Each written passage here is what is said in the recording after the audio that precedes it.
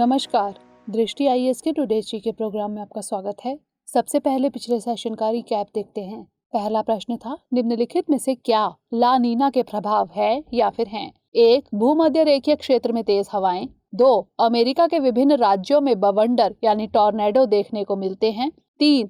Peru और Ecuador में सूखा। 4. ऑस्ट्रेलिया में भारी बाढ़।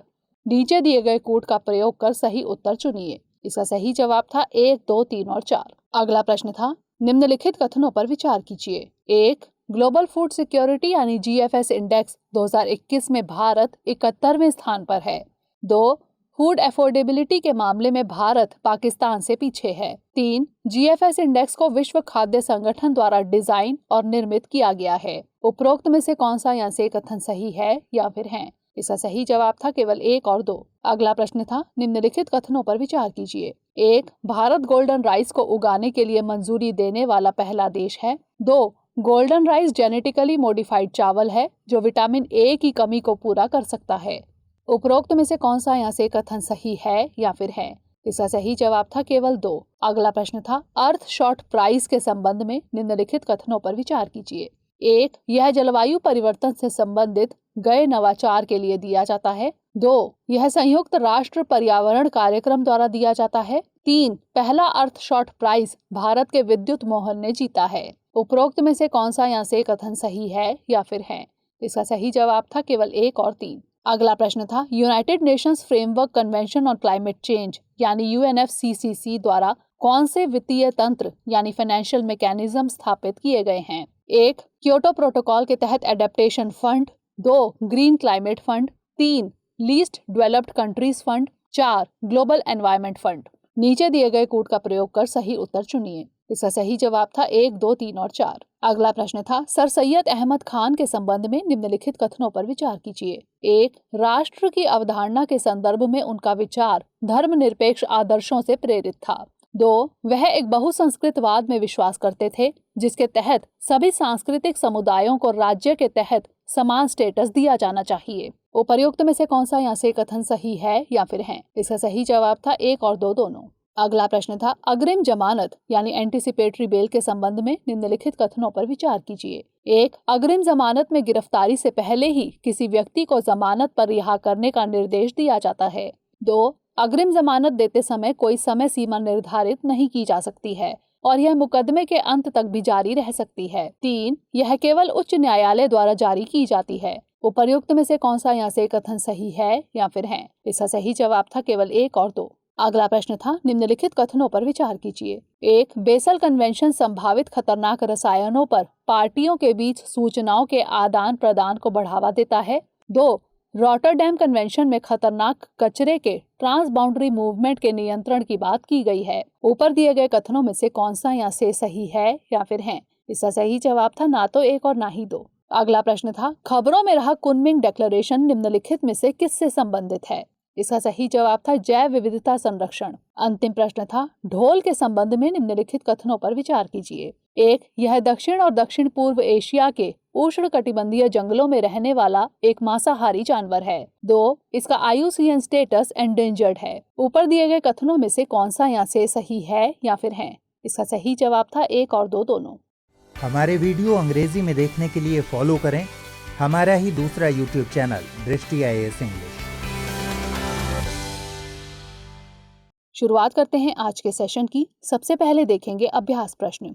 इलेक्ट्रॉनिक अपशिष्ट के संबंध में निम्नलिखित कथनों पर विचार कीजिए। 1. बेसल कन्वेंशन की नैरोबी घोषणा में इलेक्ट्रॉनिक अपशिष्ट के प्रबंधन का उल्लेख किया गया है। 2. घरों एवं व्यावसायिक इकाइयों से कचरे के पृथक्करण, प्रसंस्करण और निपटान के लिए भारत का पहला अपशिष्ट क्लिनिक भोपाल में स्थापित किया गया है। उपर्युक्त में से कौन सा यहाँ से कथन सत्य है या फिर है? केवल 1, केवल 2, 1 और 2 दोनों, या फिर ना तो 1 और ना ही 2। इसका सही जवाब है ऑप्शन सी, 1 और 2 दोनों, यानी दोनों कथन सत्य हैं।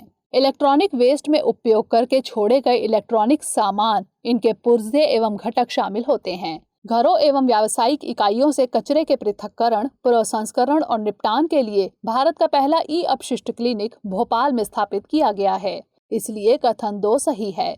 नैरोबी घोषणा को बेसल कन्वेंशन के COP9 में अपनाया गया था। नैरोबी घोषणा का मकसद पर्यावरण के अनुकूल इलेक्ट्रॉनिक अपशिष्ट के प्रबंधन के लिए इनोवेटिव समाधानों की खोज करना है, इसलिए कथन 1 भी सही है। तो इस तरह इस प्रश्न का सही जवाब है ऑप्शन सी, 1 और 2 दोनों।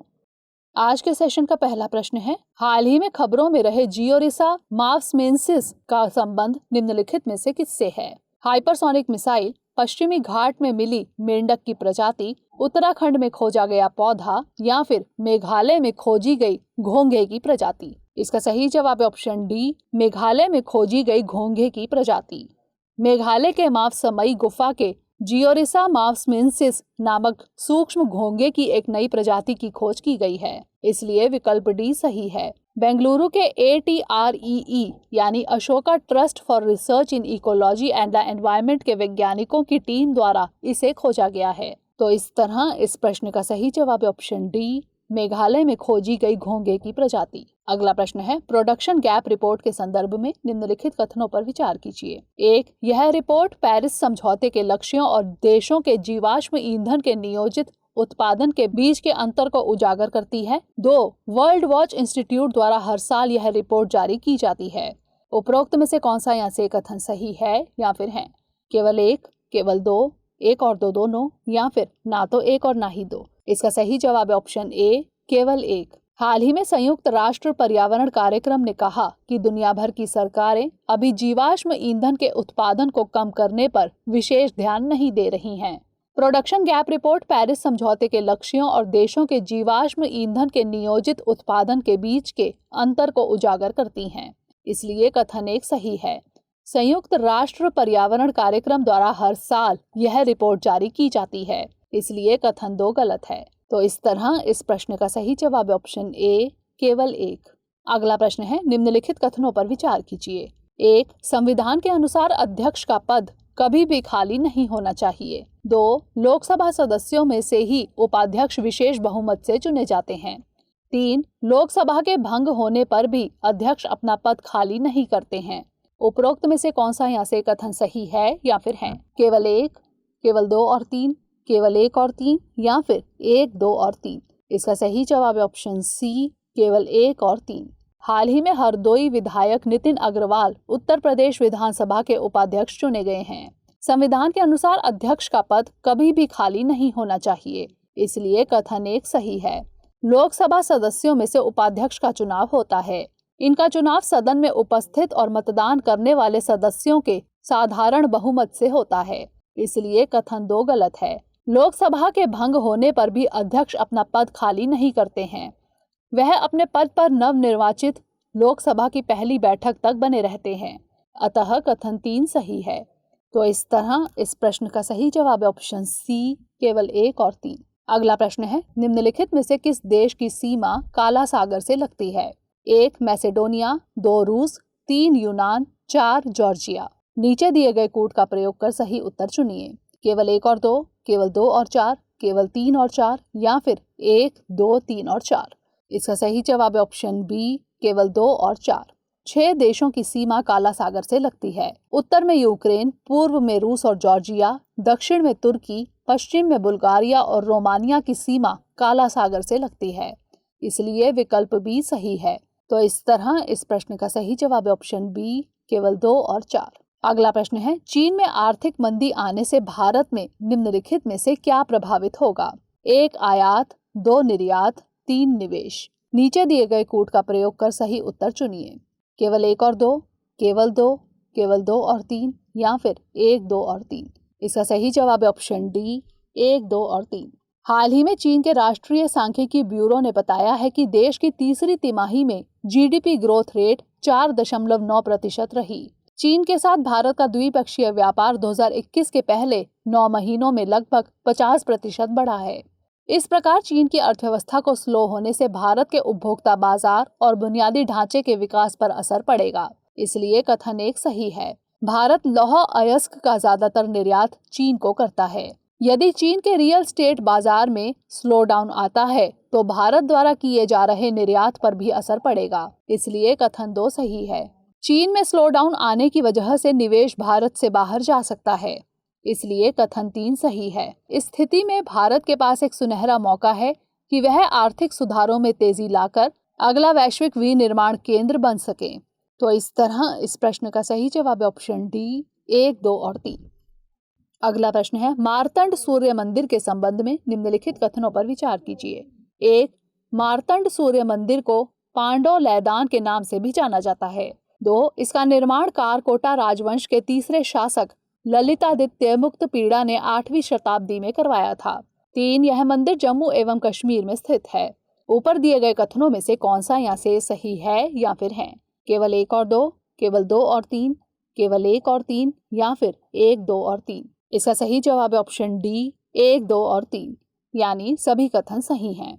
हाल ही में केंद्रीय मंत्री पीयूष गोयल ने मार्तंड मंदिर का दौरा किया है। मार्तंड सूर्य मंदिर को पांडव लैदान के नाम से भी जाना जाता है, इसलिए कथन 1 सही है। इसका निर्माण कारकोटा राजवंश के तीसरे शासक ललितादित्य मुक्तपीड़ा ने 8वीं शताब्दी में करवाया था, इसलिए कथन 2 भी सही है। यह मंदिर भारतीय केंद्र शासित प्रदेश जम्मू और कश्मीर में स्थित है, इसलिए कथन 3 सही है। इसे मुस्लिम शासक सिकंदर शाह मीरी के आदेश से नष्ट कर दिया गया था। तो इस तरह इस प्रश्न का सही जवाब है ऑप्शन डी 1, 2 और 3। अगला प्रश्न है, कुशीनगर अंतर्राष्ट्रीय हवाई अड्डे के संबंध में निम्नलिखित कथनों पर विचार कीजिए। 1. कुशीनगर बौद्ध सर्किट का केंद्र है, जिसमें लुम्बिनी, सारनाथ, गया और अन्य तीर्थ स्थल शामिल हैं। 2. कुशीनगर अंतर्राष्ट्रीय हवाई अड्डा भारत श्रीलंका संबंधों में एक मील का पत्थर साबित होगा। ऊपर दिए गए कथनों में से कौन सा यहाँ से सही है या फिर है? केवल 1, केवल 2, 1 और 2 दोनों, या फिर ना तो 1 और ना ही 2? इसका सही जवाब है ऑप्शन सी 1 और 2 दोनों। हाल ही में प्रधानमंत्री श्री नरेंद्र मोदी ने कुशीनगर अंतर्राष्ट्रीय हवाई अड्डे का उद्घाटन किया। कुशीनगर बौद्ध सर्किट का केंद्र है, जिसमें लुम्बिनी, सारनाथ, गया और अन्य तीर्थ स्थल शामिल हैं। अतः कथन 1 सही है। कुशीनगर अंतर्राष्ट्रीय हवाई अड्डा भारत श्रीलंका संबंधों में एक मील का पत्थर साबित होगा। अतः कथन 2 सही है। इस हवाई अड्डे के उद्घाटन के अवसर पर श्रीलंका ने भारत को 2 भित्ति चित्र प्रदान किए। एक भित्ति चित्र में सम्राट अशोक के पुत्र अरहत भिक्षु महिंदा द्वारा श्रीलंका के राजा देवनामपियातिसा को बुद्ध का संदेश देते हुए दिखाया गया है। दूसरे भित्ति चित्र में सम्राट की बेटी थेरी भिक्षुणी संघमित्रा के श्रीलंका में आगमन को दर्शाया गया है। तो इस तरह इस प्रश्न का सही जवाब है ऑप्शन सी 1 और 2 दोनों, यानी दोनों कथन सही हैं। अगला प्रश्न है, निम्नलिखित कथनों पर विचार कीजिए। 1. गवर्नेंस के लिए आईटी और प्रौद्योगिकी का लाभ उठाना। 2. बिजनेस माहौल में सुधार करना। 3. सिविल सेवाओं को अपग्रेड करना। निम्नलिखित में से क्या हाल ही में चर्चा में रहे प्रधानमंत्री की 60 सूत्रीय कार्य योजना से जुड़ा है या फिर है? केवल 1 और 2, केवल 2 और 3, केवल 1 और 3 या फिर 1, 2 और 3? इसका सही जवाब है ऑप्शन डी 1, 2 और 3। हाल ही में केंद्र सरकार ने व्यापक 60 सूत्रीय कार्य योजना तैयार की है। इस कार्य योजना को आमतौर पर 3 श्रेणी में बांटा जा सकता है। गवर्नेंस के लिए आईटी और प्रौद्योगिकी का लाभ उठाना, बिजनेस माहौल में सुधार करना और सिविल सेवाओं को अपग्रेड करना। तो इस तरह इस प्रश्न का सही जवाब है ऑप्शन डी 1, 2 और 3। अगला प्रश्न है, भास्कराब्दा के संबंध में निम्नलिखित कथनों पर विचार कीजिए। 1. यह चंद्र और सौर वर्ष के दोनों चरणों पर आधारित है। 2. भास्कर वर्मन द्वारा उत्तर भारत के शासक प्रवरकर वर्मन को हराने के उपलक्ष्य में इसकी शुरुआत हुई। ऊपर दिए गए कथनों में से कौन सा यहाँ से सही है या फिर है? केवल 1, केवल 2, 1 और 2 दोनों, या फिर ना तो 1 और ना ही 2? इसका सही जवाब है ऑप्शन ए केवल 1। असम के आधिकारिक कैलेंडर में शक और ग्रेगोरियन के अलावा भास्कराब्दा कैलेंडर का भी अब उपयोग किया जाएगा। यह चंद्र और सौर वर्ष के दोनों चरणों पर आधारित है, इसलिए कथन 1 सही है। भास्कराब्दा एक युग है जिसकी शुरुआत 7वीं शताब्दी में तब हुई जब भास्कर वर्मन को कामरूप साम्राज्य के शासक का ताज पहनाया गया, इसलिए कथन 2 गलत है। भास्कर वर्मन उत्तर भारत के शासक हर्षवर्धन के समकालीन और राजनीतिक सहयोगी थे। तो इस तरह इस प्रश्न का सही जवाब है ऑप्शन ए केवल 1। अंतिम प्रश्न है, क्लाइमेट फाइनेंस के संबंध में निम्नलिखित कथनों पर विचार कीजिए। 1. जलवायु परिवर्तन से निपटने के लिए स्थानीय, राष्ट्रीय एवं अंतर्राष्ट्रीय स्तर किए जाने वाले फाइनेंस को क्लाइमेट फाइनेंस कहा जाता है। 2. उत्सर्जन को कम करने के लिए बड़े पैमाने पर निवेश की जरूरत के कारण क्लाइमेट फाइनेंस की आवश्यकता पड़ी है। ऊपर दिए गए कथनों में से कौन सा या से सही है या फिर है? केवल एक, केवल दो, एक और दो दोनों, या फिर ना तो एक और ना ही दो। इसका सही जवाब है ऑप्शन सी, एक और दो दोनों, यानी दोनों कथन सही हैं। हाल ही में भारत के वित्त मंत्री और उनके अमेरिकी समकक्ष के बीच अमेरिकी भारत आर्थिक और वित्तीय साझेदारी की 8वीं मंत्री स्तरीय बैठक हुई। इस बैठक में climate action and finance mobilisation dialogue के तहत क्लाइमेट फाइनेंस पर भी चर्चा की गई। जलवायु परिवर्तन से निपटने के लिए स्थानीय, राष्ट्रीय एवं अंतर्राष्ट्रीय स्तर पर किए जाने वाले फाइनेंस को क्लाइमेट फाइनेंस कहा जाता है। इसलिए कथन एक सही है। उत्सर्जन को कम करने के लिए बड़े पैमाने पर निवेश की जरूरत के कारण क्लाइमेट फाइनेंस की जरूरत पड़ी है। इसलिए कथन दो भी सही है।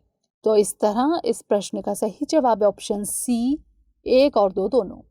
अब नोट कर लेते हैं आज का अभ्यास प्रश्न। निम्नलिखित कथनों पर विचार कीजिए। एक, ग्लोबल वार्मिंग में अफ्रीका महाद्वीप का सबसे कम योगदान है। 2, विश्व मौसम विज्ञान संगठन के अनुसार अफ्रीका के ग्लेशियर के पिघलने की वर्तमान दर वैश्विक औसत से अधिक है। ऊपर दिए गए कथनों में से कौन सा या से सही है या फिर है? केवल एक, केवल दो, एक और दो दोनों, या फिर ना तो एक और ना ही दो। इसका उत्तर हमें कमेंट सेक्शन में जरूर भेजिएगा। अगले सेशन में नए प्रश्नों के साथ मिलेंगे। तब तक के लिए पढ़ते रहिए एंड स्टे मोटिवेटेड।